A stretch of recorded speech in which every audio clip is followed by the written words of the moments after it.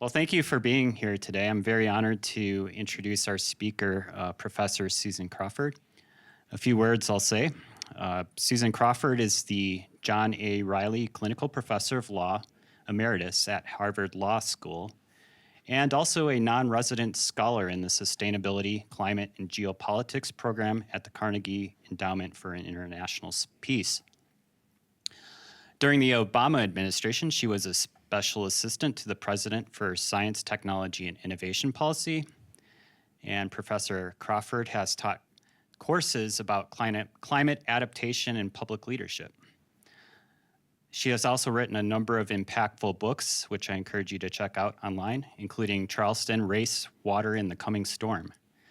Writes regularly about the intersection of climate change and finance on a Substack known as Moving Day. Among her numerous awards, Professor Crawford was named one of the Political's 50 Thinkers, Doers, and Visionaries Transforming Politics in 2015, one of the Fast Company's most influential women in tech in 2009, and one of Time Magazine's most influential minds in technology in 2013. She received her BA and JD from Yale University. And finally, I'd like to mention that Susan Crawford is visiting RAL from today through next Tuesday. And this is the first of two seminars that she is presenting.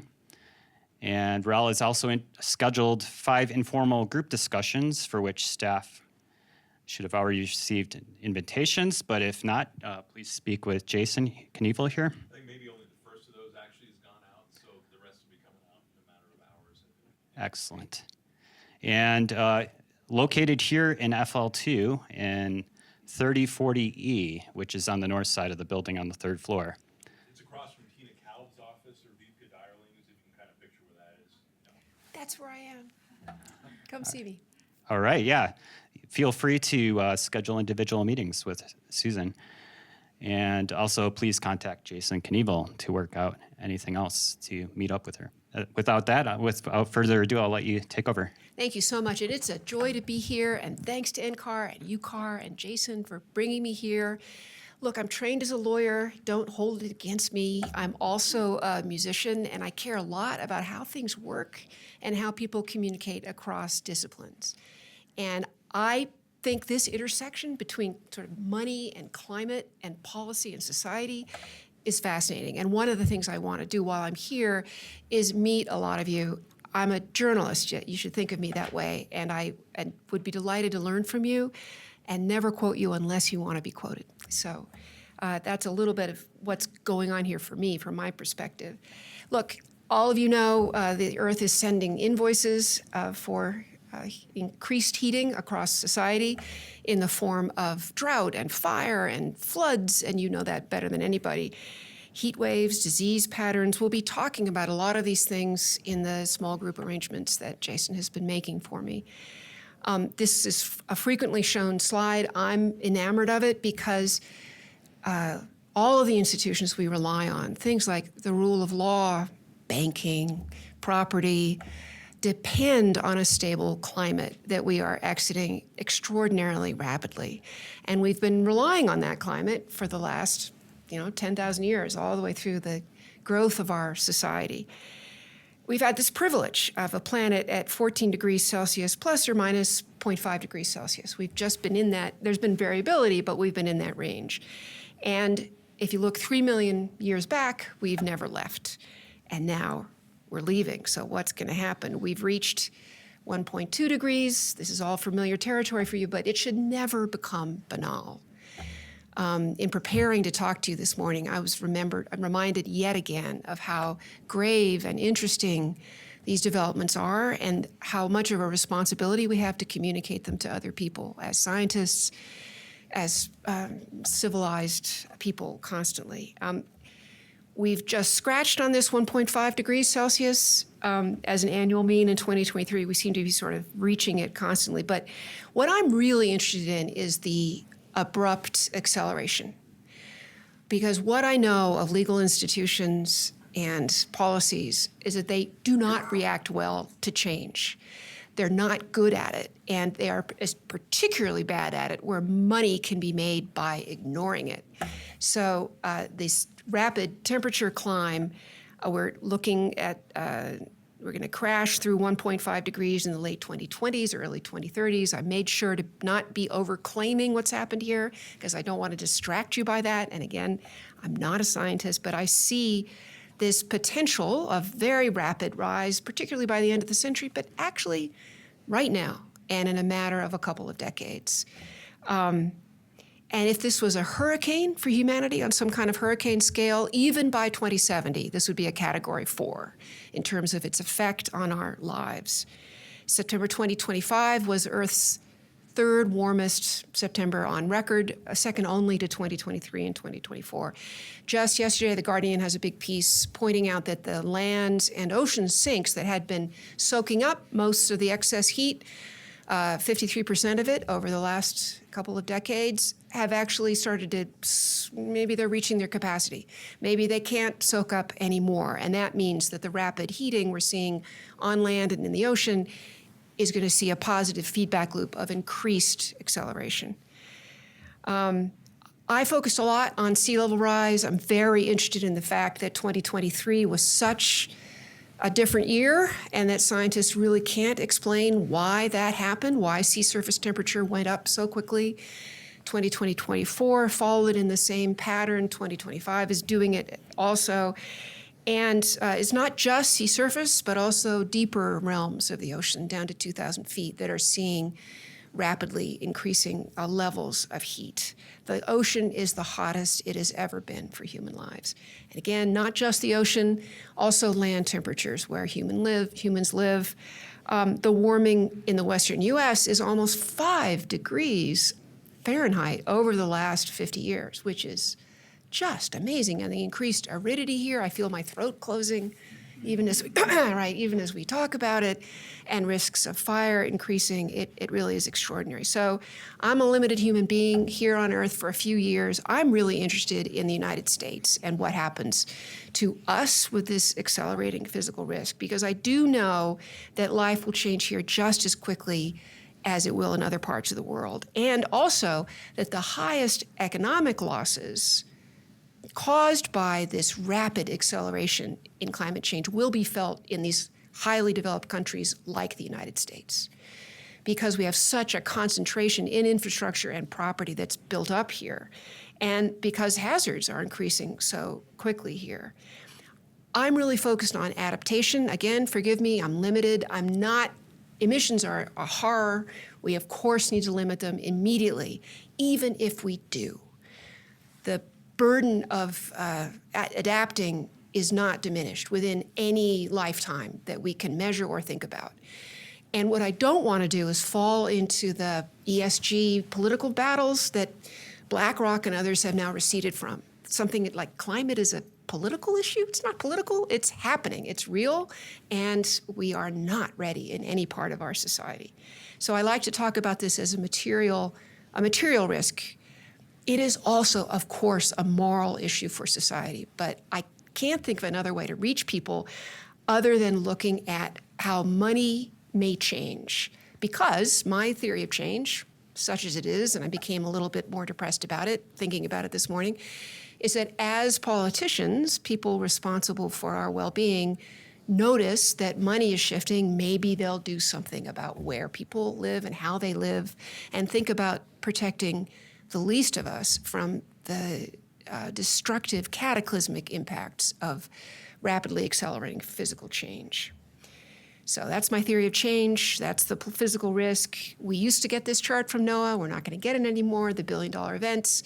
This actually wakes up ordinary audiences. They just didn't know that things are speeding up in the U.S. It's a pity we won't have it anymore. I've been focused on housing, which is such a giant portion of Americans' personal wealth. Something like 15 to 20% of our GDP is based on real estate in the United States. And we have an idea that because we've failed to price in the accelerating physical risks to property being caused by this heating, It's actually mispriced to the tune of something like $300 billion in the United States. And that 20% or so of properties in the United States are facing rapid price corrections to the tune of 20 to 40%, which is a lot of money. As people thought they were signing up to a fixed rate mortgage, but because of accelerating insurance prices, it becomes something more like an adjustable mortgage, which is a big surprise for many Americans. And that these price reductions for 20% or so of houses will lead, in essence, to a series of great financial crises, sort of regional GFCs across the United States. One of the big drivers of this is insurance, which you can think of as the most liquid part of our financial system. Why is it liquid? Because from a property owner's perspective, it reprices every year. So the insurance companies can be constantly resetting their premiums. I know this is happening in Boulder. I know you're seeing insurers back away from wildfire risk, look to non-renew where they can.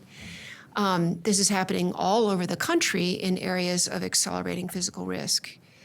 I'm really focused on the fact that states seem interested in keeping the property market rolling as long as they can without really facing up to physical climate risk by setting up what are called residual insurers or state insurers of last resort that have an obligation to insure everybody, no matter what their risks are.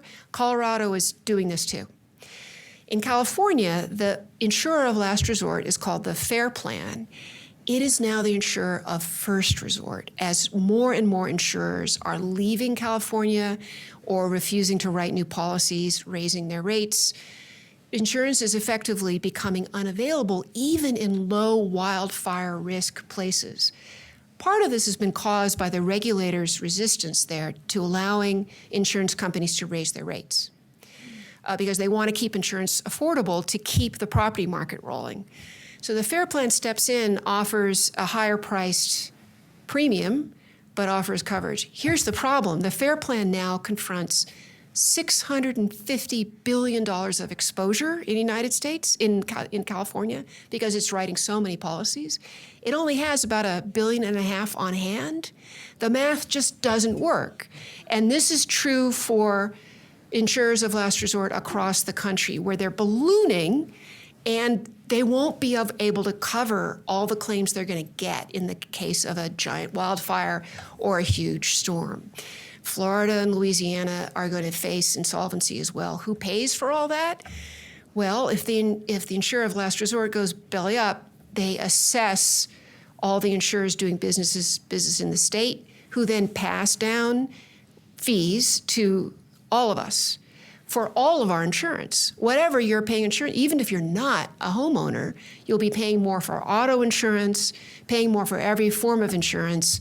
Every form of life, really, in the state becomes more expensive. And if they really can't pay for it, they'll be going back to the federal government to be asked to be bailed out. And that is ahead in the next couple of years as these insurers of last resort become increasingly fragile. It's an incredibly brittle system. But it's a red flag. Look, insurers are not lovable creatures, but don't blame them. In a sense, they are reflecting this physical risk in their premiums. Side note, they're also reflecting their unwillingness to write policies for people with high credit risks. So a lot of what's going on is actually discrimination against people with low credit scores, but that's just a side note. There's also a big climate impact here. So I watch insurance, I watch that the reinsurers who operate globally are kind of gingerly, elegantly stepping away from insuring climate losses. They just don't want to do it. So there's nowhere for the insurance companies to go to offload their risk. Okay, so that's a big story. Another big one that I like to follow is municipal bonds, which pay for 75% of all public infrastructure in this country and are a very big element of all of your retirement plans, probably. You have fixed investments in fixed income investments in municipal bonds. Climate risk so far is not being priced into the value of these municipal bonds because the credit rating agencies if you ever saw The Big Short, this will be familiar to you, do not have any particular incentive to price in physical climate risk. So even though a 30-year bond for the city of Miami should be less valuable, more risky than a 5-year bond, as a matter of common sense, that's not reflected in the credit ratings for those bonds. And so there's also a risk of a dramatic repricing suddenly in municipal bonds as people wake up, the credit rating agencies, change their minds, whatever happens, that will also contribute to a series of financial crises in this country. In a matter of decades, not centuries. So I'm interested in that. I do a lot of work on municipal bonds. Also present in your retirement portfolios likely are mortgage-backed securities, a huge market. This ineffective visual shows that it's grown rapidly over the last decade and is growing really rapidly now. The number of mortgages that are bought up by Fannie Mae and Freddie Mac and then bundled into big complicated securities into which people invest. You're investing in them often through mutual funds that include mortgage-backed securities as one of the things in your mutual funds. They also are not pricing in physical climate risk yet. And so that poses another risk to our financial system because they're just everywhere. They're permeating what we invest in as ordinary humans, you and me, and also what our institutions are invested in. So as of right now, I looked at this up this morning, Americans hold over $13 trillion in retirement plans, and bond-focused mutual funds routinely include MBS in their diversification. So Dave Burt, who's a colleague of mine who looks at this closely and predicted The Big Short, is telling everybody that if you look at the number of houses going on the market and staying there for a long time in physically risky areas, the pattern of growth in those number of houses that aren't being sold mimics about the second or third year leading up to the 2008 financial crisis. So he's saying, look at what's going on. The red line is risky properties, and it's beginning to diverge from the gray line of other properties. This slide is now a year out of date. I asked Dave for a new one. It would show an even greater delta.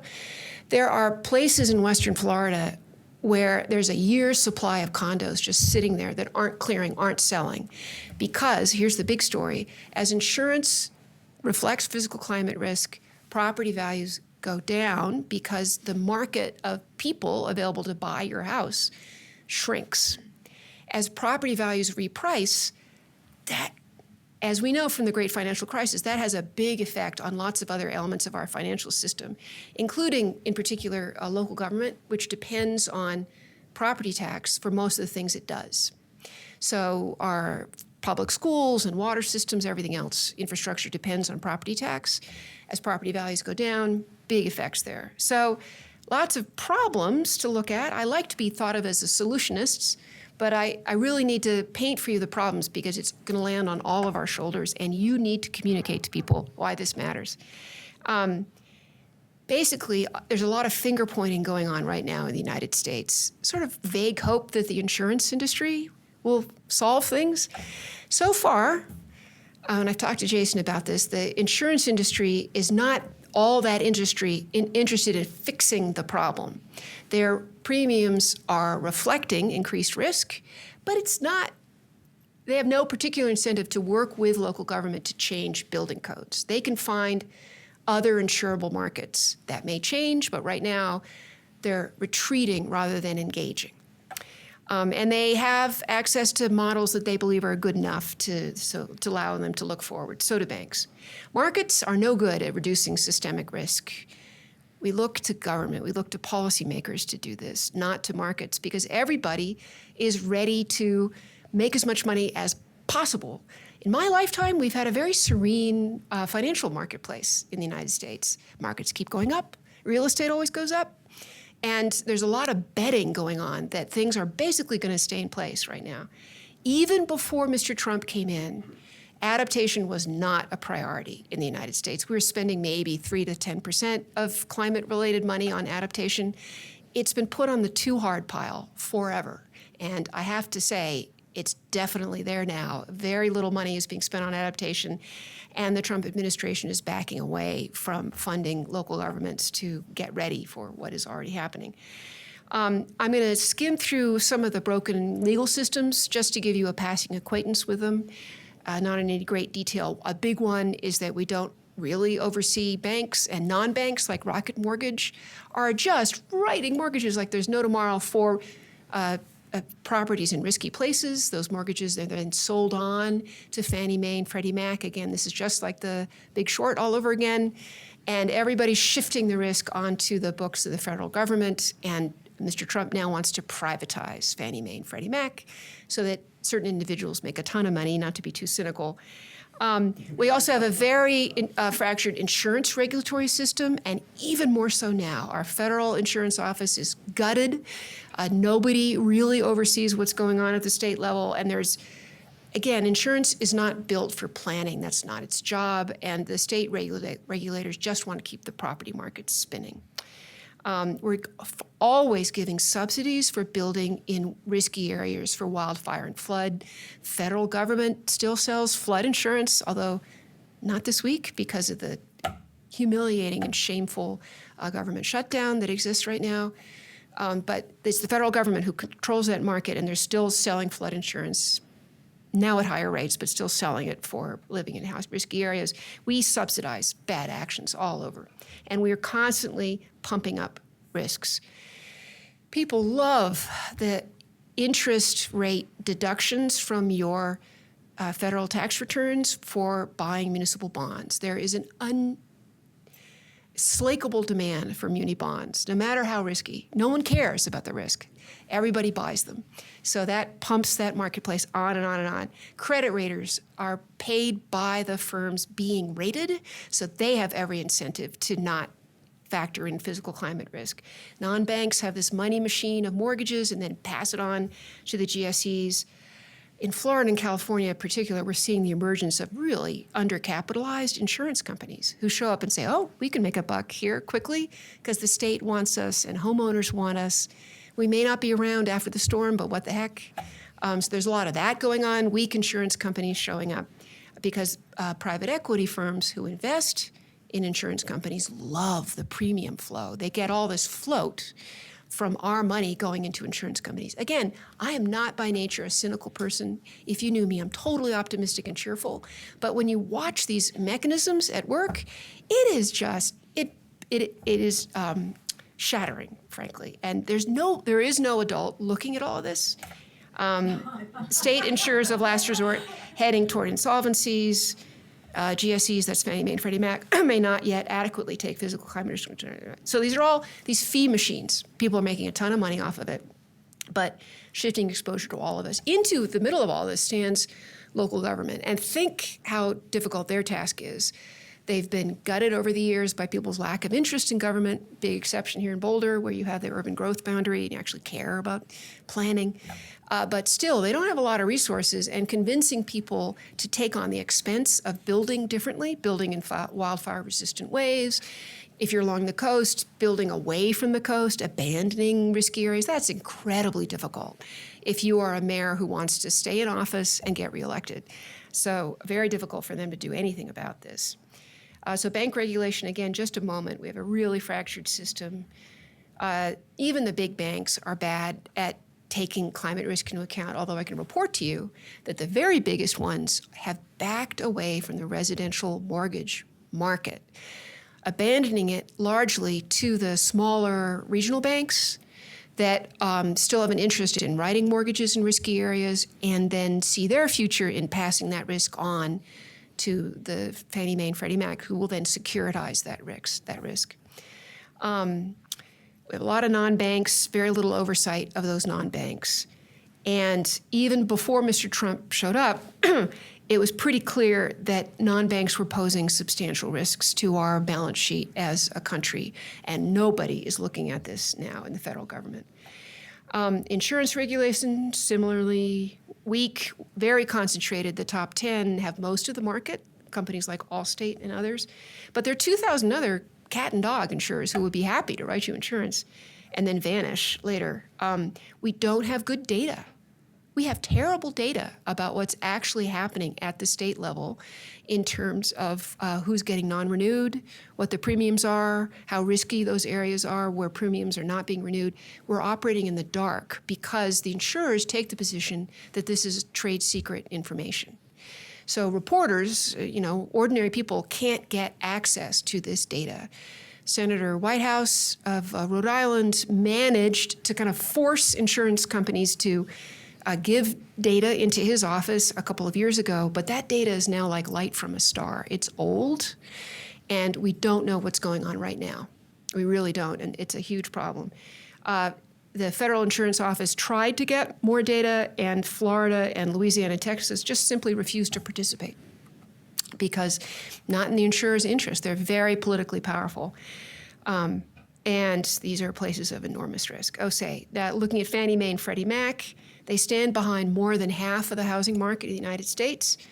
There is a way to get them to take into account climate risk. Legal authority exists, but I will tell you, all Bill Pulte is interested in right now is privatizing these GSEs, is doing an IPO for them, probably on the Texas Stock Exchange, as a new example of what Texas can do. And this is looked at as a magical moment for the federal administration, but it won't result in taking these physical risks on board, which means that when these things go belly up someday, when there are a lot of defaults on mortgages, all of us will be left to bail out the GSEs. So what do we need? Leadership. We need prioritization of adaptation, keeping in mind how grave these risks are, making sure that we have really good climate risk disclosures by everybody in the financial system, that everybody has to be capitalized, have enough money on hand to pay out claims, help people survive the destructive things that are about to happen. And I love the National Climate Assessment, but it was just an assessment. Even in its prior form, it was not dictating policy or saying, here is the level of risk we as a country think we should be planning for. We have never done that. And we need to in order to help ordinary Americans survive the misery to come. We really need steady regional plans for, this really is never going to happen. Thinking about it this morning, I was even more sad about it.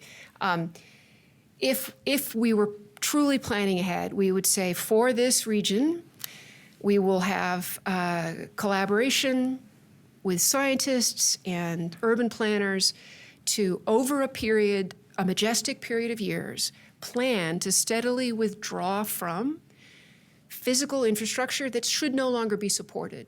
Roads we should stop paying for in really risky areas. Houses that should not be built where a wildfire is very likely to sweep through, or a floodplain. We should have much more money available for buyouts and decommissioning and subsidies to build and relocate elsewhere. No country in the world is doing a good job on this. New Zealand got the closest, but then the government that came up with such a plan was voted out of office. This is very difficult as a political matter to take on. And so instead what we're doing is sort of lurching forward, building up risk, and not acting sufficiently quickly. All of this is nonpartisan. I don't like what's happening in our beloved country, that everything is viewed as a partisan issue. This is just avoiding shocks to our financial and social system and avoiding government waste. Right now, I just did a big story about the Jersey Shore, which will come out, I think, next week in Rolling Stone. And we've plopped $3 billion worth of federal sand on the Jersey Shore to keep it in place. It all washed away last week in the nor'easters, or a lot of it. And we just, the Jersey Shore is about as natural as a parking lot. It is kept in place by spending a ton of money. It doesn't make sense. It's a barrier island. It is rolling in the waves and being swamped by sea level rise. So it's a lot of waste. Okay, so here's the bottom line. Everybody's looking at everybody else. This really is a federal problem because it operates at such a giant scale across the country. But the feds obviously are backing away. And there's this program for preemptive spending on adaptation called BRIC, Building Resilient Communities. That's been decommissioned. We're really not planning. We're really not looking at this issue. And our legal structure, and here's where my legal training is helpful, actively frustrates acting, is built on keeping the status quo in place. So I have a book recommendation. It's right here. It's called What We Can Know. This novel just came out a couple weeks ago. It's by a wonderful writer. You may have read Atonement by Ian McEwan. Anybody? No? This one's called What We Can Know. And it's written from 100 years in the future, looking back. It's not really a climate book, but it notes all the things we weren't dealing with today, looked at from the perspective of the future. England is now a series of islands in the novel. There's no more coffee. They have to drink acorn mush. There's no interesting food left. Everybody's eating the equivalent of power bars. Again, it's not a climate catastrophe novel, but it allows us to picture our future in a way that we are really incapable of doing right now. If we were doing this right, we would gradually make it more expensive to live in risky areas while simultaneously subsidizing people to move away from them. We would build differently in different places. We would phase out the mortgages on properties that will be eventually returned to nature. We would help people rent in places that were higher or drier or just safer in the United States. We would plan for a multi-decade gradual move in consultation with every community to new and welcoming locations. We would care for the least well-off among us who will suffer from this the most, and ensure that they have a voice in the planning and choices about where they live. Without this kind of vision, what's ahead of us, and you the scientists know this better than anybody, will be a cliff, not a slope. And it will be experienced as misery, sudden misery. So you have an obligation, each and every one of you, which is to communicate more clearly to every policy maker at every level, to make sure they have scientists on staff, to train students to take up roles in local and federal government so that they can help people without being radical or screaming or loud or anything, just help people plan for the future. Because if you were going to get on an elevator knowing that it had a 10% risk of not getting to the ground floor, you would not do it. And you would not allow your friends and neighbors to do it either. You would protect them. But for some reason in America, we cannot seem to act that way right now. So that's it.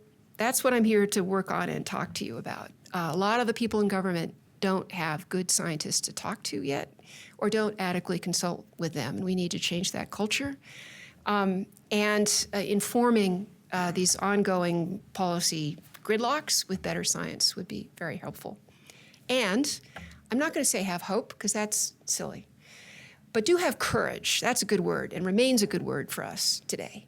The courage to always tell the truth, courage to be active as citizens, and to encourage everybody else around you to be active. So thank you very much for your attention. And now let's have a discussion.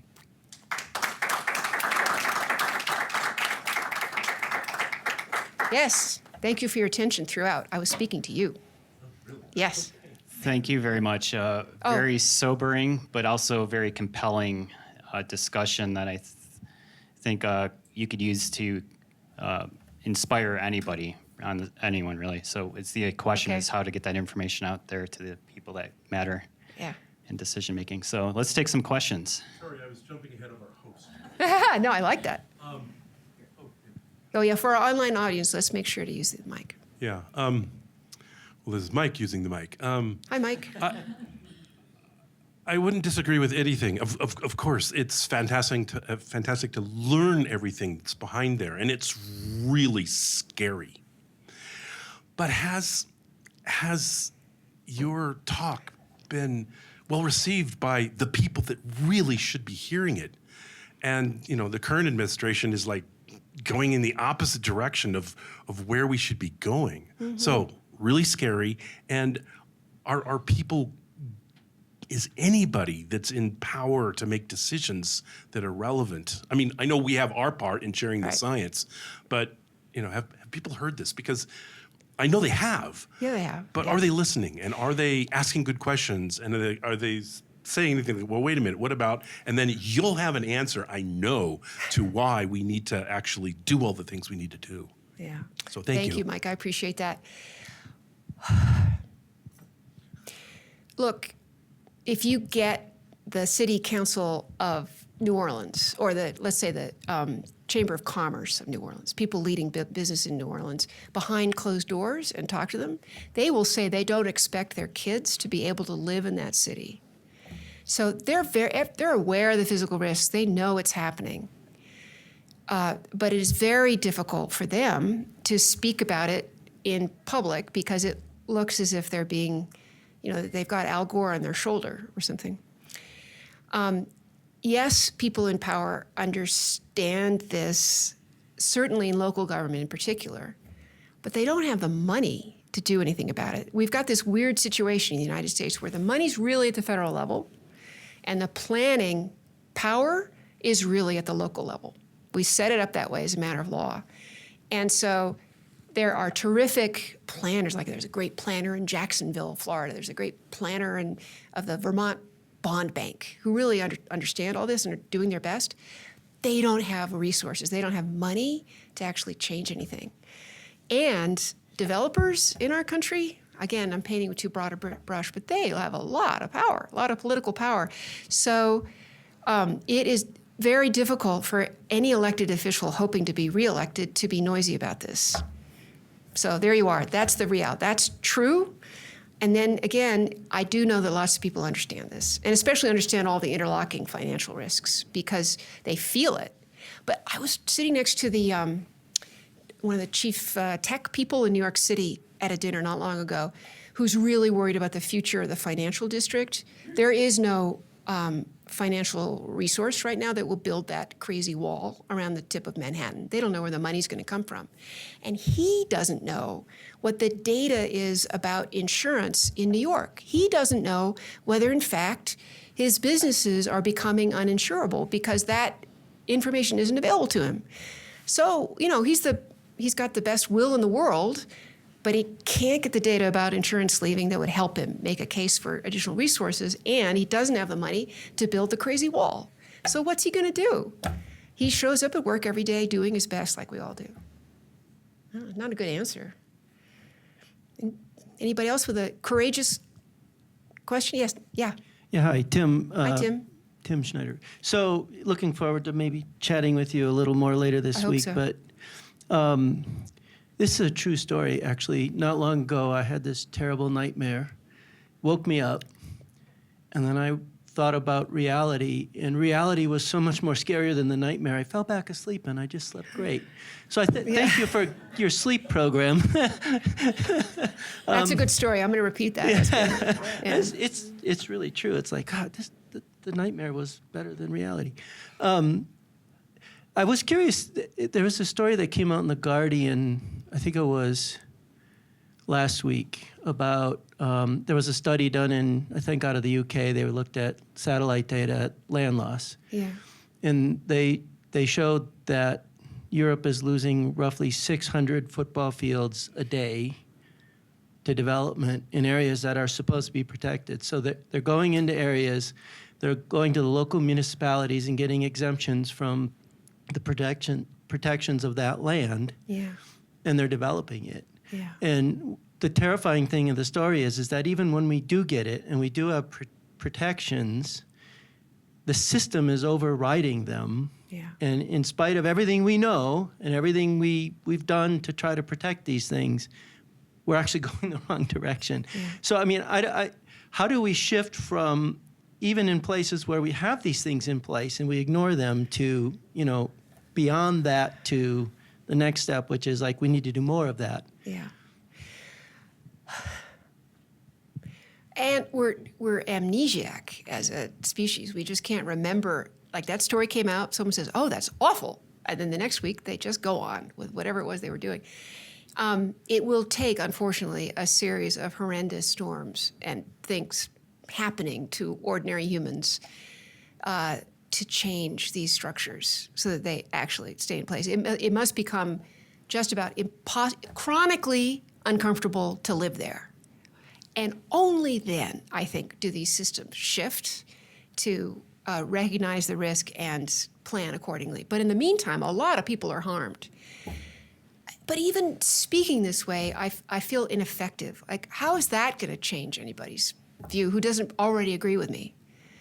And so the only way I can think of to talk about this is to say, if only, like Swiss Re, a global reinsurer, could speak carefully to a huge pension plan in the United States and say, this risk should cause you to change your investment profile, then that shifts systems, because there's so much money at issue, so much power in where money flows go, that places built in risky areas become disinvested in by the market as well as policyholders. And so there's some combination of cataclysmic storms at a regular cadence plus action by some of the largest financial players.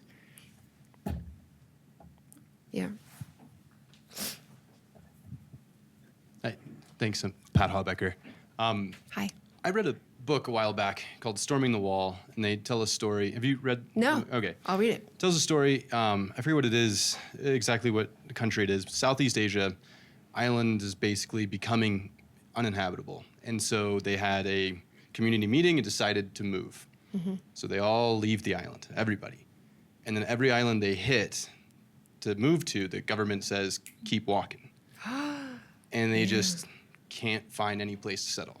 Yeah. They start drawing the corollaries to the US and Central America and how it's going to be uninhabitable, you go north or south. And so this is like great in the context of the US. Yeah. But the global immigration aspect of all of this also is going to be a huge factor. And I'm wondering if there's Absolutely. any... Well, for spring break last year, I went to Bangladesh to interview as many people as I could because it's already happening there. And that country, 170 million people in an area the size of Missouri, incredibly dense. India doesn't want anybody, right? There's nowhere to go. And it's a cataclysm. 20 million people losing rapidly. It's like damp cardboard, the end of that country. It's just washing away constantly. And it's putting enormous pressure that will likely be used by India as a spark to some kind of war along the border between India and Bangladesh. Horrifying. So yes, you're absolutely right. And I can imagine in some hands, our own country really fiercely keeping climate migrants out and shooting them on sight, like unthinkable immoral acts. Yeah. Yes, I say lightly, look, I'm human, it's 2025. It is horrifying, and I don't know what to do. So that's why I've chosen, I'm hopelessly domestic, I'm from America. So I write about our little country, but no, globally, this is also a huge source of risk, national security risk, destabilization of democracy risk. Strong men look pretty good, right? If you don't, why would you care about democratic institutions if you can't feed your family and you can't support your children, and there's nothing ahead but searing heat that kills you. So yeah, absolutely, this is destabilizing for the globe. You're right. Thanks. Thank you. Quick side note, I was displaced by insurance in my house in Boulder. They doubled our rate and said we're going to double it every year until you just drop us. Couldn't find any more insurance, sold the house, and luckily had an You found a buyer? Who bought that buyer. house? All cash buyer. They were just A like, speculator, this doesn't- probably. Yeah, it doesn't worry us, and they bought it, and so we got super lucky. And There's you know other what they're going to houses. do? They're going to rent out that house. It's probably private equity. It's a family. It's a personal person? Yeah, Okay. Yeah, they're just like it's their third home. They just Oh, okay, not yeah. worried For the about it. very wealthy people, Yeah. a house is like a tuna fish sandwich. Yeah. It's just a commodity. And so you have a $2 million house here in Boulder. Maybe you bought it for 1.2, goes up to 2 million, feels like a great second home. Wildfire comes sweeping through, you self-insure. You may rebuild, you may not. What the heck? Different for them. And so this has wildly divergent impacts on people of means and people who are just regular people. Exactly. That's the real story in America, is one of, across my adult life, increasing inequality from 1974 on and increasing polarization politically from 1974 on. And now we're in this weird place where everything is speculation and nobody cares about anybody else. And I find it very hard to believe. So, yeah. Where'd you go? Where'd you end up? just south of here, just across the fire insurance line. So. Gosh, yeah, that's a real story. Yeah, it's a real story. Yeah, yes. Hi, thanks. This is a great talk. This is very informative and also inspiring. So I have a question related to a similar analogy comparing the real estate insurance and then another, happened in the US, the crop insurance. Yeah. And then crop insurance has also this very large physical exposure to climate change risk, for example, droughts, flood, hurricane, also hail. And then what the USDA does is like they have this USDA risk management agency and then collecting all this insurance policy, and then they also do a large part of subsidize. Yeah. So I'm glad you also mentioned that. I'm wondering how would that this real estate industry have a similar federal agency looking at all these insurance policies, and how much of percent of the subsidies comes from the federal side? And then is it possible, since there is some example from the crop side, is there some example we can learn and then improve what's happening in the real estate part? It's a terrific question, but there are two sides to it. By subsidizing and smoothing out the risk and muting the signal of risk, people do then just stay in place doing the same things. The status quo is kept in place that way. So yes, it smooths. Insurance is good for smoothing out despair after a big event, or you make sure the farmer can keep making money. But at what cost to the rest of us? Because we really do subsidize farms in America enormously to keep them as a big political football. And we honor that as part of who we are as a society. There is going to come a time when people in upstate Michigan say, I don't want to subsidize people in Florida for buying into these risky areas, and actively, secede or act in all kinds of strange ways to avoid the burden of subsidizing risky behavior. So some sort of federal reinsurance overlay has been talked about for the housing market. I personally am more in the mind of telling people there really are risks here. There are risks. We should be dampening growth in risky areas. But for me, it should be like hospice care. We should accompany the wailing about risk with wraparound services to help people live safer lives, to which everybody should be entitled, like renters' assistance to live in a safer place, and jobs. And my father taught at a public university. I went to public school. I grew up in the public library. These are things. And now we should have a public domain of thinking about where and how we live. But we seem to think of this as a totally market-driven system, property, which has unfair impacts on lots of Americans. Yeah. How about, yeah. Yes, right there. Ooh. I just want to encourage, if anyone's online and has a burning online. question, do please enter it into Slido. We'd love to hear from you as well. All right, this might be a somewhat silly question, but you got me thinking about this. I thought about this before in a not climate context, but we have this assumption in this country and a lot of the world kind of too, where housing does two kind of contradictory things. So people expect it to be affordable, but they also expect that they buy a house and it will grow in value over their whole life. Yes. And it's this big investment thing. Yeah. Those are kind of almost fundamentally contradictory, because the next generation that buys in, it's not going to be affordable for them if it was investment for their parents. Yeah. So my question here is as part of addressing this, do we need to really kind of rethink that? And as you're saying that for rich people, housing is a commodity, you need to make it so that for everyone, they think about it as kind of a commodity, that you have food, you have your housing that you buy, and you don't expect it to be a big investment. You expect that you're going to buy the house and then maybe you can sell it for what you bought it for. It's not some big investment and way to build wealth. Yes, and we have an exceptional system in the United States. Only we have this crazy 30-year mortgage, which also is a huge subsidy from the government to keep both sides of this vision in place. Yes, we should change the system. It is so ingrained. It is so powerful. And there are forces right now that would like to make property rights more important as sort of a constitutional matter than free speech in America. And there are actually legal institutes devoted to that message, that property is what makes America America. There are other places that are quite successful doing it differently. You will be familiar with land trusts that exist in Northern European countries and also in America, where the land is owned collectively and doesn't flip. You can't make a huge amount of money out of it, and the amount you can make out of your house is limited. In Singapore, 85%, 90% of people live in public housing. Vienna has a huge public housing element, and it's just where you live. It's not a big deal. This is so existential for the United States. It would take a lot for us to shift the system, but you can see little parts of the country that are exploring exactly those kinds of arrangements. All right, thanks. But you're right. It's, in fact, these two things at once are operating to make this crazy situation happen. Everybody believes that the stock market always goes up. And, you know, seems to, you always make, so they're making huger bets all the time, and real estate always goes up.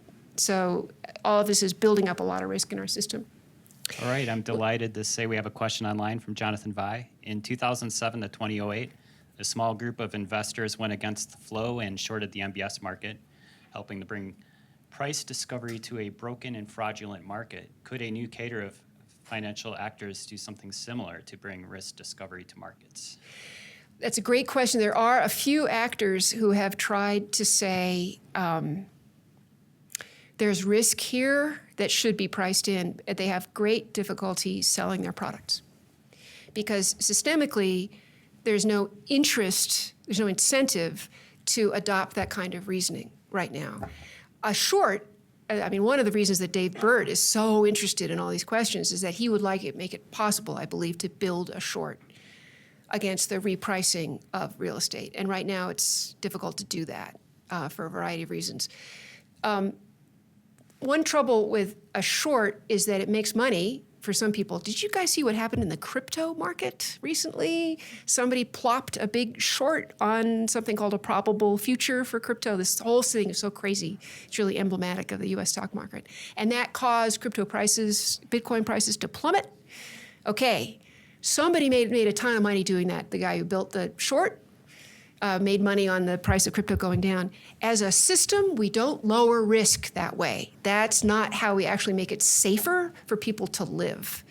So the cadre of financial actors might make money for itself, but this wouldn't actually shift physical risks to Americans, which is what we should be focused on, in my view. Although that may sound outlandish in 2025. Dave Yates, thank you for your talk. Most of our risk in climate, in housing markets, is our own dumb fault, right? So Yeah. the California wildfire here, we've moved to the coast. Right. It's mostly our own choosing to be in those places. How do you kind of take history into this process, right? Right. Because it's not just, it's one thing to look at where we are now, Yeah. but the reality is that our utility is very short as humans, right? Yeah. So we maximize our own utility in a very short time span, and we make decisions and we make choices. true. None of the trees here that we see are native. The fire in Marshall, it was because we've imported over the last 100 years water into this landscape. Yeah. Why is Los Angeles? Exactly. So all of those hazards and risks, yes, I guess I view climate risk as a creeping problem, not a, right? And not as an abrupt problem. Yeah. So how do you factor that piece in that it's going to be evolving? It's not going to be. Right. So. It's excellent. And this is where I really become pious about the role of government, which is supposed to be to protect us from risks and made mistakes in the past that have led us to this huge buildup of physical risk for Americans. Yes, we made choices, but those choices operated against a tapestry of government backstop of where mortgages would be insured, where streets would be laid out, all of that. So again, it is the role of government to say we're going to have to shift. Well, it should be the role of government to remove trees, right? To tell people they have Yeah. to remove trees. Right, it should, and we're seeing this. It makes me so sad that following the Los Angeles fires, the first step was rebuild as quickly as possible, and let's try to route around any fire safety or many fire safety regulations. No, that's wrong. That's the short-term thinking that got us into this mess. That's human nature. Yeah, it's human nature. We are so blind. We really are. But that's supposed to be why we have public institutions that have longer memories. Dutch people cannot believe that we allow building in the floodplain. How could that happen? I mean, a lot of their country, a quarter of it is below sea level, but they have been building for years to try to protect people and give you a sort of constitutional right against inundation. That's their perspective. And they're a lot smaller, more homogenous than we are, so we shouldn't compare ourselves to them. But that they are sort of fundamentally horrified about where we allow individualism to take place. I spent 5 years working on a book about Charleston. There's a huge medical district, hospital after hospital. It's floating on trash, floating on fill, routinely flooded. What on earth? And I got the sort of what on earth perspective from a Dutch landscape engineer who just almost couldn't talk when he saw where that thing was. And yet we accept it. It's normal for us to, we say, well, we need more housing. Just got to do it. We don't see any alternative. And we build. And in the earlier societies would never have built in such risky places. And I'm from LA. I'm from Santa Monica. My mother could never stand it. She hated succulent plants because they don't need water. She was from the East Coast. What is this? And so I've always felt that whole place is just a mirage, just built on taking water from you guys. And it's amazing how we act. But you're right. We're stuck with it. We're here now. What do we do? And so that's why, for me, the answer is yes, creeping, but planning, doing some planning, because people do know we're getting better and better data about what the physical risks really are, and how we can make life better for people. All right, we're coming to the close of the hour. Yeah. We have one more question online, which we'll take from Arnaud Dumont. Given the challenges of promoting adaptation through government or financial markets, should we be looking more at technological advance as a backdoor way of achieving some of the same goals? Look, our entire stock market now is built on the AI story, with 10 companies providing 80% of the gains over the last few months. We seem to believe that AI changes everything and that technology can change. I'm a technology philo-centric person. I spent half my career working on fiber optics. I think it's magical. It's great. This one, though, I'm not sure there is a technological fix. These are physical harms to humans who will broil in extreme heat or die in floods. And we really actually need to physically change how we live. Period. All right, so we are at the end of the hour, but thankfully we have Susan Crawford with us through Tuesday and another talk and some sessions that Jason's organizing. So do please participate in that. The discussion will be ongoing. But first of all, I'd really like to thank you for this excellent talk. Let's thank our speaker. Thank you. I appreciate it. Thank you all. Thank you.